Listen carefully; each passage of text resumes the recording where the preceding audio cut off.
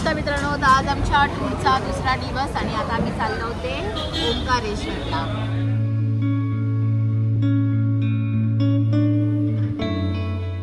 आज उज्जैन टूरच्या दुसऱ्या दिवशी आम्ही चाललो होते अजून एका ज्योतिर्लिंगाला भेट द्यायला, ते म्हणजे ओंकारेश्वर। आता आम्ही चहा नाश्ता करून मस्तपैकी गाडीमध्ये मजा मस्ती करत चाललो उज्जैन ओंकारेश्वरला। तर आता ओंकारेश्वरला जायच्या आधी आज मी अजून एका मंदिराला भेट देणार आहोत। ते सुद्धा प्रसिद्ध मंदिर आहे। ते मंदिर कोणतं असणार आहे तुम्हाला आता पुढे कळेलच। तर आजचा सुद्धा सेकंड डेचा हा आमचा प्रवास तुम्ही नक्की एन्जॉय कराल।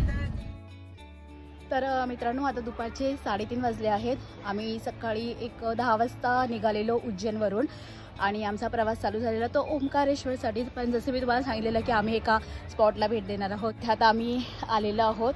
तर हा किल्ला आहे, या किल्ल्याच्याच पुढे मंदिर आहे। आता हे चढत जायचं आहे। तर इथे हा स्पॉट आमच्या टूर प्लॅनमध्ये नव्हता, पण आमच्या एका पार्टिसिपेंटने सजेस्ट केल्यामुळे आम्ही इथे बघायला आलेलो आहोत। खूप छान स्पॉट आहे। तर इथे वरती जाण्यासाठी तुम्ही चालतही जाऊ शकता किंवा 50 रुपये पर पर्सन रिक्षासुद्धा अवेलेबल आहे, जे तुम्हाला डायरेक्ट वरपर्यंत सोडतील। तर अशा प्रकारे तुम्ही दोन्ही वेने जाऊ शकता। तर चला हा स्पॉट बघूया। आणि हे मंदिरसुद्धा खूप फेमस आहे। तर तुम्ही उज्जैन आणि ओंकारेश्वर टूर प्लॅन करत असाल तर तुम्ही इथेसुद्धा येऊ शकता। तर हे ठिकाण फेमस आहे ते महेश्वरी साड्यांसाठी। तुम्ही बघू शकता, मी जाताना इथे बऱ्यापैकी साडींचे दुकान आहेत। तर महेश्वरी साडी इथे फेमस आहे। तर बऱ्यापैकी चांगल्या चांगल्या साड्या इथे दिसतात आहे। नक्कीच मी इथून जाताना साडीचं शॉपिंग करेन। तर महेश्वरी सिल्क साडी इथे तुम्ही घेऊ शकता। नर्मदेच्या उत्तर तीरावर बसलेलं एक छोटं शहर म्हणजे महेश्वर।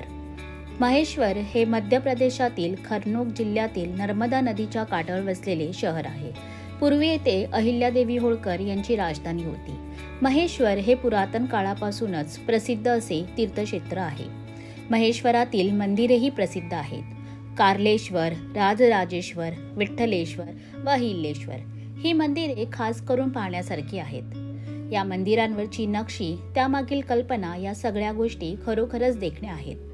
तसेच नर्मदे नदीवर अतिशय सुंदर घाट सुद्धा आहेत। पुण्यश्लोक अहिल्याबाई होळकर यांनी इंदोर संस्थानाची राजधानी 1772 मध्ये महेश्वर येथे हलवली। त्यांच्याच कारकिर्दीत महेश्वर येथे राजवाडा, मंदिरे, नदीवर प्रशस्त घाट बांधले गेले। अहिल्या फोर्ट या नावाने परिचित असलेल्या किल्ल्यातही अहिल्याश्वर मंदिर आणि त्यासमोरील होळकर घराण्यातील छत्री यांच्यावरील कलाकुसर फारच सुंदर आहे। आता आपण आलो आहोत प्रसिद्ध महेश्वर मंदिर येथे। तर हे नर्मदा नदीच्या काठावरती आहे। पुढे गेल्यानंतर खाली नर्मदा नदी आहे आणि याचा इतिहास सुद्धा मी तुम्हाला आता सांगणार आहे। खूप प्राचीन मंदिर वाटतंय, कारण बघू शकता दगडामध्ये असं कोरलेलं आहे आणि इथे बारीक अशी नक्षीकाम सुद्धा दिसतंय। तर खूप छान मंदिर आहे। चला आता मंदिर बघूयात आणि खाली नर्मदेच्या काठावरती जाऊन सुद्धा थोडा वेळ घालूयात।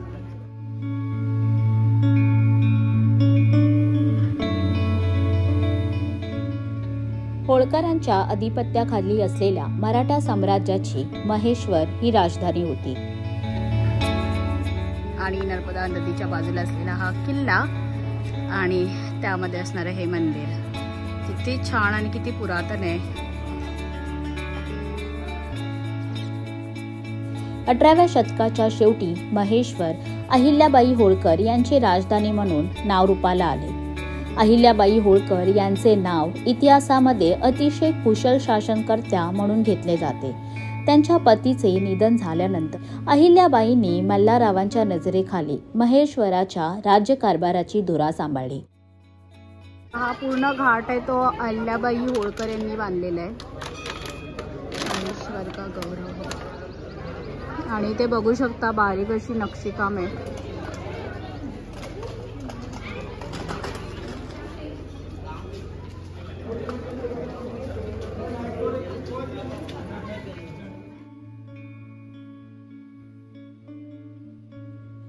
अहिल्याबाईंचे निवासस्थान असलेला हा वाडा साधाच पण प्रशस्त आहे। येथूनच सर्व राज्याची व्यवस्था त्या पाहत असत। अहिल्याबाईंच्या वाड्यातील त्यांचे खाजगी मंदिर ही होळकर वाड्याची खासियत। या मंदिरामध्ये अनेक सोन्या चांदीच्या देवदेवतांच्या प्रतिमा असत आत्ताच्या काळामध्ये या भव्य वाड्याचे रूपांतर हेरिटेज हॉटेलमध्ये करण्यात आले आहे. अहिल्याबाईंच्या शासनाखाली महेश्वर हे संस्कृती आणि कलेचे केंद्र म्हणून नाव रूपाला आले.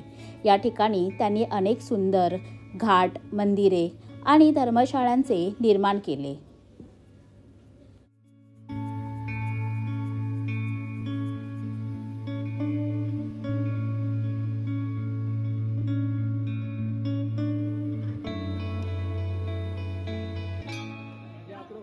बरीच देवळं आहेत आणि खूप मोठं आहे हे आणि खूप छान मंदिर आहे. मस्त थंड वाटतंय. किल्ल्याची तटबंदी सुद्धा आहे आणि बाजूने आता घर आहेत लोकांची, पण या किल्ल्याच्या तटबंदीमध्ये एवढं मोठं मंदिर असावं असं वाटलं नव्हतं. खूप छान मंदिर आहे आणि इथून हा दिसणारा सुंदर असा नजारा. हे एक मंदिर आता आपण जस्ट पाहिलं आणि इथे आहे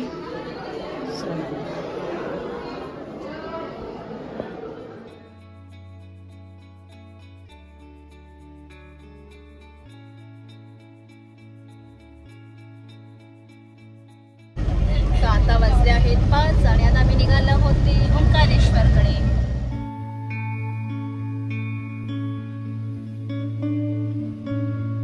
तर आता 8:30 वाजले आहेत रात्रीचे आणि आम्ही आलो होते ओंकारेश्वर मंदिराचं दर्शन घ्यायला. तर इथेच आमचा स्टे सुद्धा जवळ आहे 100 मीटरवरती. आता आम्ही मंदिरात जातोय आणि इथून दर्शन घेऊन आम्ही अजून एक पुढे मंदिर जाता पॉसिबल झालं तर आम्ही ते करणार. ओंकारेश्वर धाम हे मध्य प्रदेशच्या मोक्षदायिनी म्हणून ओळखला जाणाऱ्या नर्मदा नदीच्या तीरावर आहे. येथे विराजमान असलेल्या ज्योतिर्लिंगाच्या दर्शनासाठी नर्मदा नदीवरील पुलावरून दुसऱ्या बाजूला जावं लागतं. नर्मदा नदीच्या मंदांता आणि शिवपूर नावाच्या बेटावर ओंकारेश्वराचं पवित्र धाम आहे.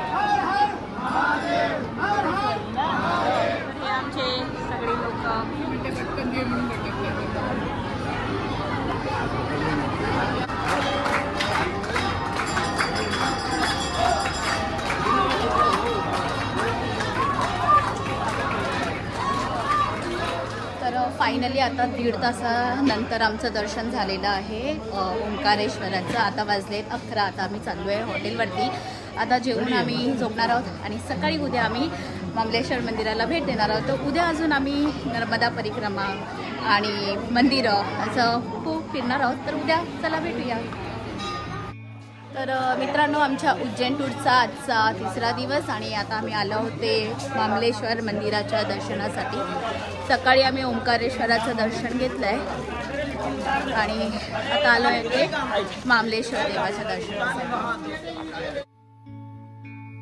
मध्य प्रदेशच्या खांडवा जिल्ह्यातील नर्मदा नदीच्या तीरावर असलेलं हे भगवान शंकराच्या 12 ज्योतिर्लिंगांपैकी एक ज्योतिर्लिंग ते म्हणजे ओंकारेश्वर आणि त्याच्याच बाजूला असलेलं हे अजून एक मंदिर ते म्हणजे मामलेश्वर.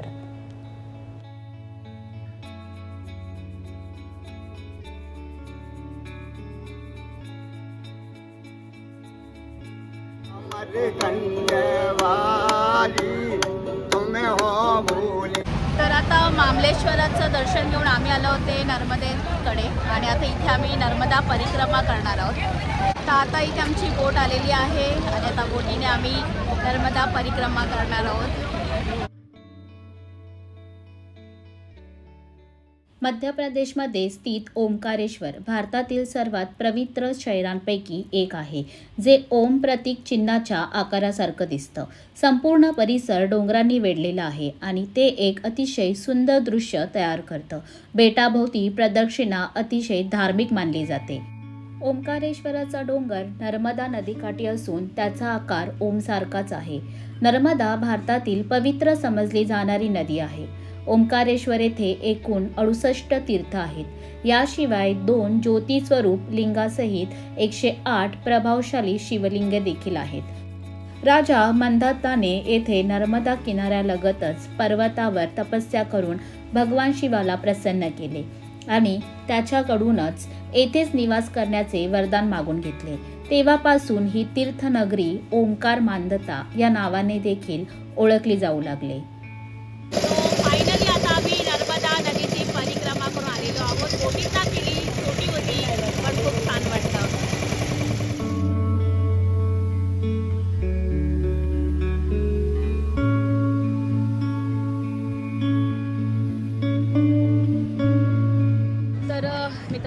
आमच्या उज्जैन ओंकारेश्वर टूरचा 3रा दिवस आणि आता मी आली आहे ते इंदोरमध्ये. तर आज आमच्या या टूरची सांगता आहे. आता आम्ही गणपतीचं मंदिर आहे तिथे आलेलो आहे, सिद्धिविनायक मंदिर, आणि इथे आता हे मंदिर बघणार आहोत आणि मग आमची संध्याकाळी रात्रीची ट्रेन आहे. तर अशा प्रकारे हा आमचा उज्जैन ओंकारेश्वर टूरचा प्रवास, 2 दिवसाची टूर होती आणि आजचा 3रा दिवस. तर भटकंती महाराष्ट्राची यांचे असेच दर महिन्याला टूर असणार आहेत. तुम्हाला जॉईन करायचं असेल तर मी डिस्क्रिप्शनमध्ये त्यांचा नंबर दिलेला आहे, त्यांना नक्की कॉन्टॅक्ट करा. आणि माझे असेच खूप सारे व्हिडिओ बघण्यासाठी मला लाईक, सबस्क्राईब आणि शेअर जरूर करा. चला आता भेटूया पुढच्या व्हिडिओमध्ये.